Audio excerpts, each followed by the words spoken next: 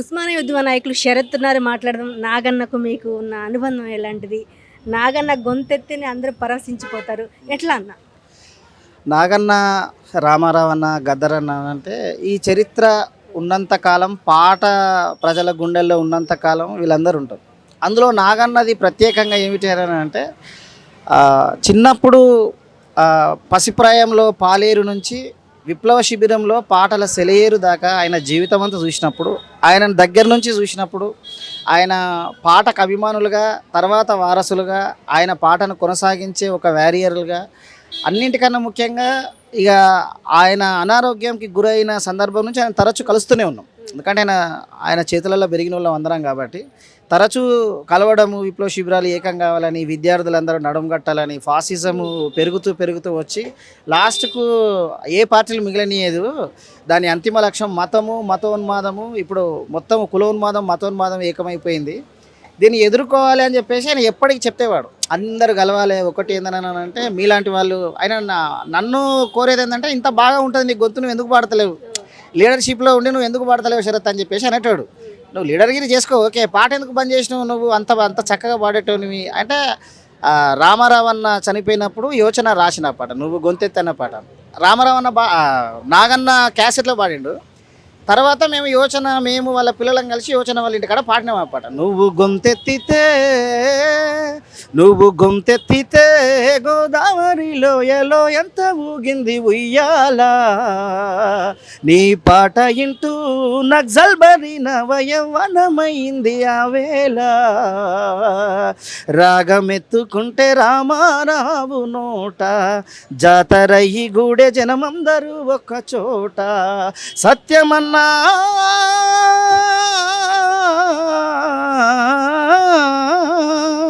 ఈ పాట పాడాలి శరత్ అని చెప్పినాడు.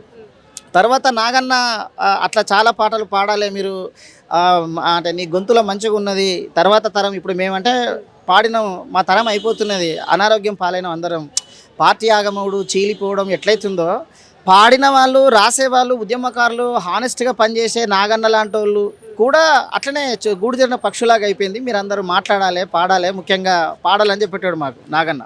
అట్లా నాగన్న పాట అనగానే నాగన్న మీద త్వరలో కూడా నేను కూడా రాస్తున్నా, క్యాసెట్ అవుతుంది. అమ్ముడు బోని పాట నాగన్న, అరుణోదయ గీరాగం నాగన్న, అమ్ముడు బోని పాట నాగన్న, అరుణోదయ గీరాగం నాగన్న. తర్వాత ఈ పాట కూడా వస్తుంది. అట్లా రామారావు అన్న, నాగన్న అనంటే విప్లవ శిబిరంలో, అరుణోదయలో వాళ్ళను పాట అంటేనే వాళ్ళు గుర్తొస్తారు అంతే. నాగన్నది ఇంకేందనంటే పోయేటప్పటికి కూడా చివరి వరకు కూడా అమ్ముడు బోని పాట, అరుణోదయ పాట, అరుదైన పాట, ఎవడికి తలవంచని పాట అని నెక్స్ట్ రాస్తున్నా అన్న మీద. చదువుకుంది 2వ తరగతి, కానీ ఎంతో పాండిత్యం ఉన్న ఆయన రాయడంగా సొంతగా రాస్తాడు, ఎలా అన్నకి ఎలా వచ్చిందంటారు?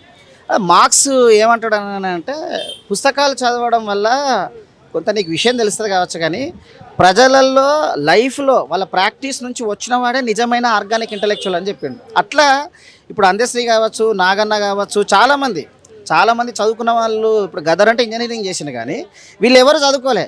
మరి ఎందుకు వీళ్ళకి ఇంత పాండిత్యం వచ్చింది? ఎందుకు అంటే ఇదంతా ప్రజల గోస, ప్రజల భాష అంతా కూడా, ప్రజల గోస అంతా కూడా ఇప్పుడు మనకు పాండిత్యం అనిపిస్తుంది. యాక్చువల్గా ఏంటంటే ప్రజా సమస్యలు, ప్రజా పోరాటాల నుంచి వచ్చినటువంటి వాళ్ళే నిజమైన సాహిత్యం.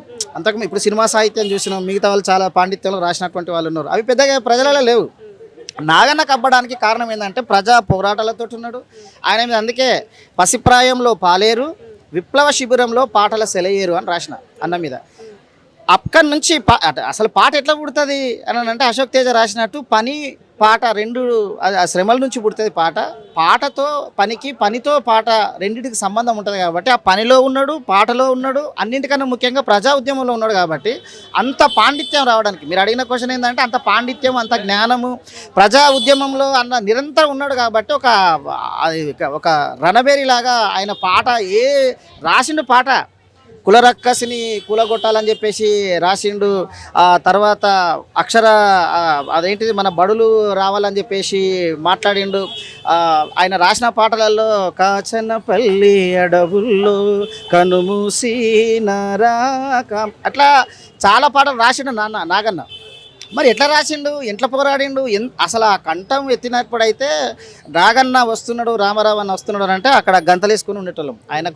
ఆయన పాటలలో నాకు బాగా ఇష్టమైన పాట వీరగదల పాడరా విప్లవ వీర చరితలే పాడరా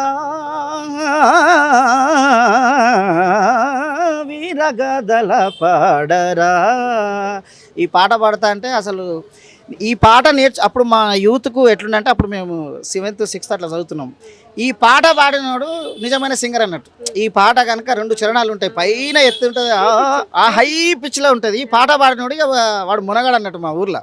అట్లా నాగన్న పాటలు, రామారావు అన్న పాటలు, గదరన్న పాటలు, విమలక్క పాటలు పాడుకుంటా అవి ఎదిగిన వాళ్ళం కాబట్టి. కానీ నాగన్న అనగానే అన్నామరుడురా, నాగన్న అంటే నువ్వు గొంతెత్తితే పాట, నాగన్న అని అంటే ఎన్నో శ్రీకాకుళం నగరంలో లాస్ట్ వరకు అంటే ఆయన కోరుకున్నది ఏదైతే ఉందో అందరు కలవాలన్నది. ఈ ప్రజాపాట, ఈ విప్లవ పాట ఏదైతే ఉన్నదో ఇది అంతరించిపోతున్నది. సినిమీకరించడము యూట్యూబ్లో వచ్చిన తర్వాత ఏంటంటే ఈ ఉద్యమాలు ఏమవుతున్నాయి అని అంటే రాను రాను అవి చీలికలు పేలికలు అయ్యి ఈ ఉద్యమాలను అణచివేసే రాజ్యము, మతోన్మాదం, కులోన్మాదం రోజు రోజుకు పెరుగుతున్నది. అవో విస్తృత స్థాయిలో దేశం మొత్తం ఆక్రమిస్తున్నాయి.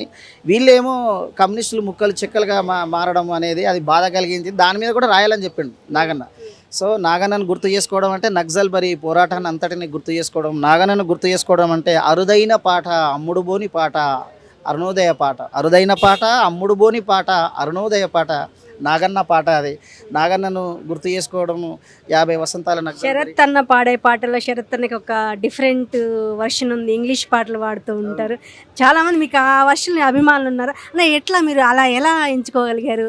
అయితే నాకు అంటే వీళ్ళతోటే భయము, వీళ్ళని ఎంత అభిమానిస్తాను ఎట్ ద సేమ్ టైం వాళ్ళంటే భయం కూడా. ఎందుకంటే గద్దరన్న, రామారావు అన్న, నాగన్న, విమలక్క వీళ్ళు పాడిన తర్వాత మనం ఆ ఫోక్ స్టైల్లో విప్లవంలో పాడడానికి ఇంకేముండదు. ఇప్పుడున్న మోడ్రన్ పీరియడ్కి అంటే ఆదిమ కాలంలో వాళ్ళు అంత అద్భుతంగా పాడారు. 90s 2000 వరకు. 2000 నుంచి ఏంటిదని అంటే భాష మారింది, వేషం మారింది, ట్యూన్స్ మారినాయి, డ్రమ్స్ వచ్చినాయి. అప్పుడు వరకు డప్పులు తబలల మీద ఉండే పాటలు, సినిమా పాటలు కూడా తబల మీదనే ఎక్కువ ఉండే. సో ఏమైందనంటే ఇళయరాజా వరకు కూడా అంటే కేవి మహాదేవన్ ఇళయరాజా వరకు కూడా ఆ పాటలే ఉండే. కానీ ఇళయరాజా నుంచి నెక్స్ట్ రెహమాన్ వచ్చిన తర్వాత డ్రమ్స్ తోటి మొత్తం పాటలన్నీ చేంజ్ అయినాయి. అంటే ప్రజలందరేమో ఈ డ్రమ్స్ వెస్టర్న్ స్టైల్లో ఉన్నారు. ఇప్పుడు మన విప్లవ పాట ఏమో ఈ ఫోక్ స్టైల్లోనే ఉన్నది. ఇప్పుడు ఈ ఫోక్ను పాప్ లాగా ఎట్లా తీసుకురాగలుగుతాం మనం? కాబట్టి ఆ ఇంగ్లీష్ వర్షన్ ఉంటే ఇప్పటి కొత్త పిల్లలకి ఈజీగా కనెక్ట్ అయిపోతుంది. అందుకని అట్లా మనము ఆ బీఫ్ సాంగ్ కానీ We resemble black lotus. We have been shining like a black sun. We have been singing very beauty. Reason for all this thing is beef, secret of my energy, beef, secret of all knowledge. ఈ పాటలు కానీ లేకపోతే అంతకుముందే రాసినటువంటి Bob Marley రాసిన పాటలు you can fool some people some time but you can't fool all the people all the time. Now we see the light, hey stand up for your right, I get up, I stand up for your right, stand up for, don't give up the fight, don't give up the fight. Michael Jackson పాటలు, Bob Marley పాటలు. అయితే గదరన్న కానీ, నాగన్న కానీ, వీళ్ళు కానీ, ఇంకా విమలక్క వీళ్ళందరూ కూడా ఏంటంటే కూర్చొని పాటలు పాడిస్తోళ్ళు. గదరన్న అన్నాడు ఒకసారి, అరే వాడు ఇంగ్లీష్ పాటలు నీ పిలుచుకరారా అని. నాగన్న అనేటాడు, నీకు ఇంగ్లీష్ పాట ఎట్లా అబ్బింది శరత్, అసలు మేము అందరం ఇళ్ళనే ఉన్నాం కానీ ఫోక్నే ఉన్నాం. మీరు అడిగిన క్వశ్చన్ సేమ్ నాగన్న వేసిండు, ఈ ఇంగ్లీష్ గట్టెట్లా పోయినావు అన్నాడు. అన్న అంటే మిమ్మల్ని మించి అయితే ఎవడి ప్రయోగాలు చేయలేడు ఇలా. ఈ కాలంలో ఇంకా గర్జన ఉన్నాడు. ఇప్పుడు రామారావన్న, నాగన్న, గర్జన్న తర్వాత ఇప్పుడు ఆ స్థాయిలో బయట ఎవరు లేరు.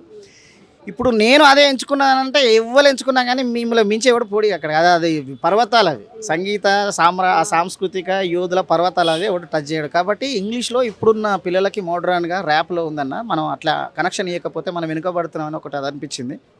సో కాబట్టి ఈ 2 రకాలుగా ఇంగ్లీష్ను, కొద్దిగా పాపును, ఫోక్ బేస్డ్గా అంటే మన సోల్ అనేటువంటి ఈ ఆదిమ సంస్కృతి మర్చిపోవద్దు, ఆధునికతను విడిచిపెట్టద్దు. ఆ రెండింటిని కలిపి పాడతామన్నానంటే ఇంగ్లీషు పాట పాడి వీళ్ళందరూ పాడేసేవాళ్ళు. నాగన్న కూడా అప్పుడు ఇంటికి వచ్చినప్పుడు కానీ, నాగన్నతోటి కలిసినప్పుడు కానీ, పాడి చరిత్ర అన్నప్పుడు ఆ ఇంగ్లీష్ పాటలు పాడేటోళ్ళం.